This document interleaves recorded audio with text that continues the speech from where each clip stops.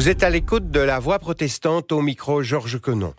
Nous sommes très heureux de vous rejoindre dans cette nouvelle émission, qui aura pour thème « Temps de l'Avent et Déclaration universelle des droits de l'homme ». En effet, ce 8 décembre, nous sommes à la veille du deuxième dimanche de l'Avent et aussi à quelques jours de l'anniversaire de la Déclaration universelle des droits de l'homme.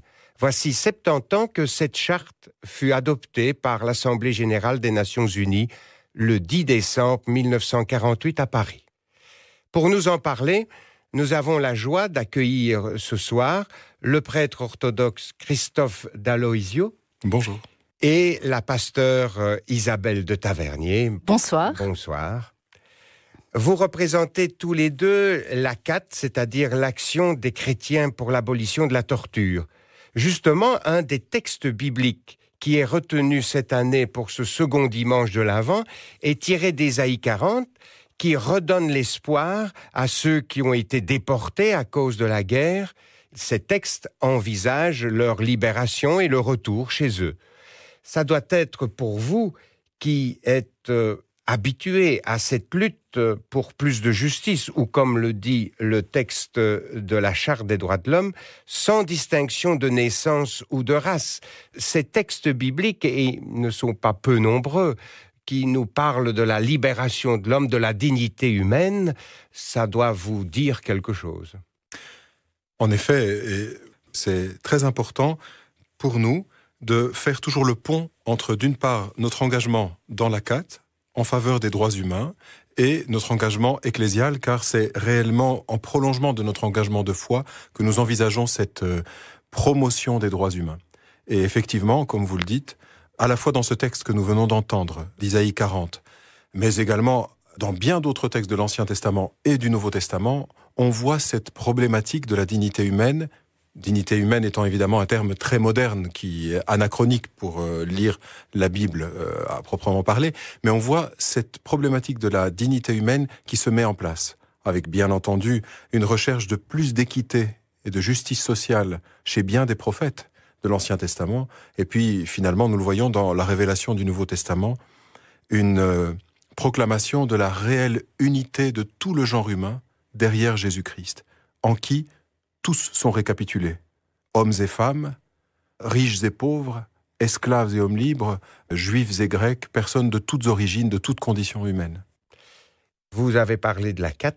Bien sûr, nous connaissons en général bien Amnesty International, par exemple. Quelles sont les différences? Qui est l'ACAT? Bien, l'ACAT, c'est une ONG de défense des droits humains qui fait partie d'un ensemble plus large.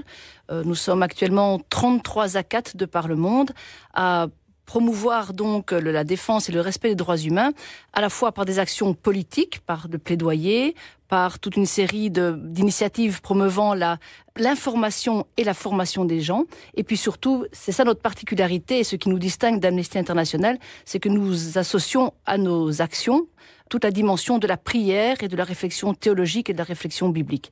Et notre action, elle se destine à la fois aux prisonniers, aux victimes, mais aussi à ceux qui sont les auteurs de ces actes, à savoir les bourreaux et évidemment aussi les responsables politiques. Donc notre action est à la fois une action politique, une action citoyenne, mais aussi une action spirituelle et ecclésiale. Comme nous l'avons dit tout à l'heure, le 70e anniversaire de la Déclaration universelle des droits humains, comment se marque cet anniversaire pour vous, l'ACAT? Bien bon, c'est vrai que cette année, il y a quand même une belle résonance à cet anniversaire parce que c'est le 70e anniversaire et qu'il y a énormément de manifestations qui sont organisées à cette occasion-là. Et nous, ça nous permet de surfer aussi sur cet événement-là, mais ça fait partie de ce que nous faisons traditionnellement à l'ACAT, tous les ans, à l'occasion du 10 décembre, à l'occasion du 2e ou du 3e week-end de l'Avent, cela dépend des calendriers, nous organisons des célébrations, nous organisons des réflexions, des temps d'information, de sensibilisation autour de cette problématique des droits humains. Donc c'est vrai que cette année, on surfe un petit peu sur cette... Sur l'occasion. Voilà, sur cette médiatisation de l'événement. D'ailleurs, la semaine dernière, nous avons eu l'occasion d'organiser un beau colloque sur cette thématique, les droits humains hier, aujourd'hui, puis demain, point d'interrogation. Et donc ça tournait tout autour de la question de la dignité en prison, et notre focus était vraiment marqué sur la question de la situation dans les prisons belges. Les échos sortiront bientôt dans notre publication en février. Dans bien des endroits du monde, les droits de l'homme sont remis en cause. Quand même, il ne faut pas aller très loin, même près de chez nous, ici, en Europe, mais aussi aux États-Unis, en Russie, en Turquie et dans bien d'autres pays encore. Qu'est-ce que cela vous inspire ? Permettez-moi aussi de dire que chez nous, la problématique des droits humains demeure tout à fait actuelle. Il y a bien des situations de notre vie en Belgique où nous devons garder à l'esprit, en tant que citoyens, que c'est un véritable défi de construire une société plus équitable, une société de respect mutuel, une société qui garantisse véritablement cette égale dignité de tous les êtres humains. Bien sûr, on a l'impression d'ailleurs que le combat n'est jamais gagné. Absolument. Et comme vous le dites très bien, il y a énormément de situations en Europe aujourd'hui qui demeurent de véritables aiguillons dans notre chair, mais dans notre pays européen aussi.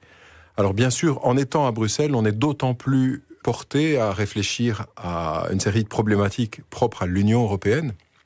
Et d'ailleurs, nous sommes en contact assez régulier avec des représentants de la FIACAT, c'est-à-dire de la Fédération internationale des ACAT, dont un membre du personnel est en permanence présent à Bruxelles et qui suit de manière rapprochée les problématiques liées plutôt à l'Union européenne. Mais voilà, la problématique des droits de l'homme, comme nous l'avons développé la semaine dernière au colloque sur les droits de l'homme, et la problématique de l'univers carcéral, c'est aussi une question pour nous, aujourd'hui en Belgique. Et nous le savons, ils sont particulièrement questionnés quand ils se trouvent vraiment presque à la périphérie, dirais-je, de notre société habituelle. La prison, ce n'est pas le lieu où la majorité de la population se trouve habituellement. Et donc c'est là qu'est mise en question la problématique des droits de l'homme aujourd'hui. Théoriquement, on va en prison uniquement pour être privé de liberté. Mais on constate aujourd'hui en Belgique qu'on est privé de bien plus de choses que de la liberté quand on est en prison. Et de toute une série d'éléments qui relèvent véritablement de la dignité humaine. Et nous sommes loin d'être les seuls à remarquer cela, bien entendu. Il y a beaucoup d'organismes avec lesquels nous collaborons activement et avec beaucoup d'amitié et qui essayent de porter ce projet pour la Belgique. Pour les autres pays européens, alors effectivement, là, nous sommes devant un tournant de l'histoire, oserais-je dire. Parce qu'il y a toute une série d'éléments de la mémoire européenne qui sont questionnés, qui sont défiés même aujourd'hui par certains régimes, même dans notre Union européenne. Je ne vous parle même pas des pays qui n'appartiennent pas à l'Union européenne tels que le Bélarus, et où la peine de mort demeure aujourd'hui non seulement actuelle dans les textes, mais mise en œuvre dans les faits, et de manière très cruelle. Mais même en Union européenne, il y a des pays où les droits de l'homme sont aujourd'hui considérablement mis en défaut.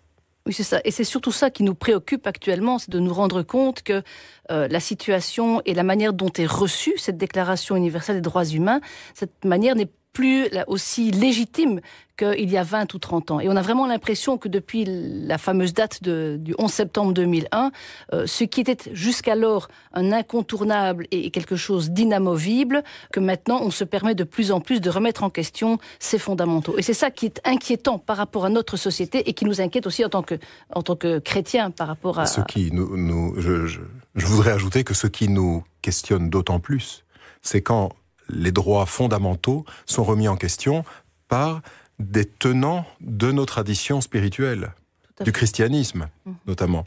Et nous avons des exemples contemporains. Vous pouvez en citer un ou l'autre ? Je pense qu'on n'est jamais aussi bien, droit dans ses bottes que quand on critique sa propre chapelle. Donc je peux vous parler de l'Église orthodoxe. Oui, dans l'Église orthodoxe, aujourd'hui, nous avons des remises en question de la problématique des droits de l'homme. Nous avons des questions au sujet de l'égalité homme-femme. Nous avons de l'homophobie qui est galopante. Mais nous avons aussi tout simplement des églises et des représentants d'églises parfois très officiels qui remettent en question les droits de l'homme eux-mêmes en tant que notion juridique pour pouvoir vivre tous ensemble dans la société.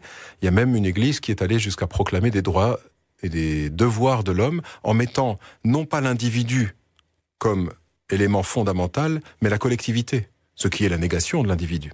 C'est ça. Bien sûr, l'être ecclésial consiste justement à apprendre à vivre en tant qu'individu, tous ensemble en communion. Mais si on met d'abord la collectivité comme sujet de droit et ensuite l'individu, on nie l'individu, on nie ses droits, on nie sa personne, alors que l'anthropologie théologique, pour les chrétiens, consiste avant tout à reconnaître le caractère irréductible de chaque personne humaine, du plus fragile au plus, entre guillemets, solide. Et le fait que nous ayons cette commémoration annuelle de la Déclaration universelle des droits de l'homme au 10 décembre, qui est toujours, pour toutes les églises chrétiennes, en préparation de la fête de Noël, est quelque chose qui nous rappelle aussi le message fondamental de cette nativité du Christ, c'est-à-dire l'incarnation du Tout-Puissant dans un être tout à fait fragile.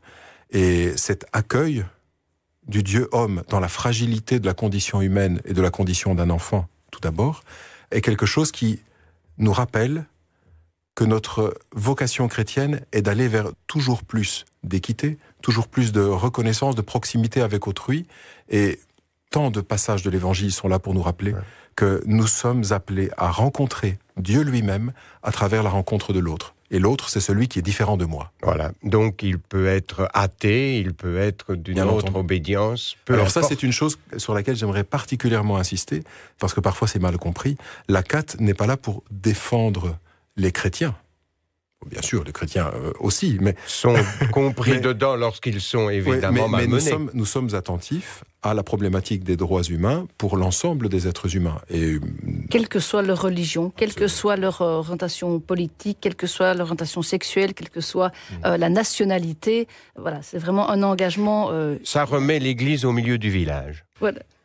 Et question d'église, justement, on arrive à la fin de notre émission et à ma dernière question.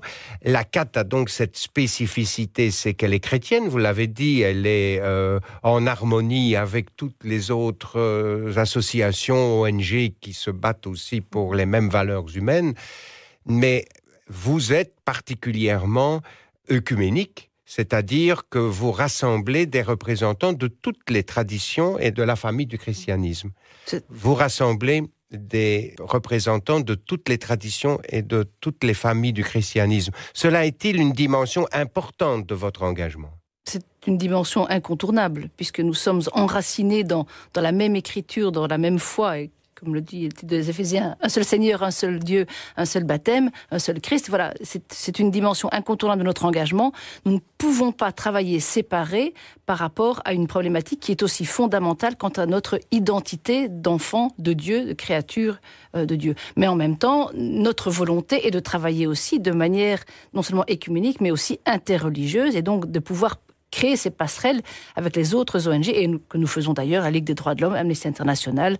Nous avons tous ces partenariats parce que nous estimons que nous avons une spécificité à apporter, mais que nous sommes tous engagés dans la même problématique. C'est une déclaration universelle des droits humains. Et cette universalité, elle est incontournable. Et notamment, cela nous amène à ne jamais oublier qu'on ne peut pas privatiser les droits de l'homme. Tout à fait. Ils sont communs. Alors, ils sont communs à toute l'humanité. Ils ne sont pas d'ailleurs spécifiquement judéo-chrétiens, même si, nous insistons, il y a un apport historique considérable du judéo-christianisme et de toutes les traditions chrétiennes à la proclamation des droits de l'homme en tant que culture, en tant que civilisation, mais ce n'est pas un élément privé, une propriété des chrétiens. C'est l'homme au centre. Absolument. L'homme d'abord.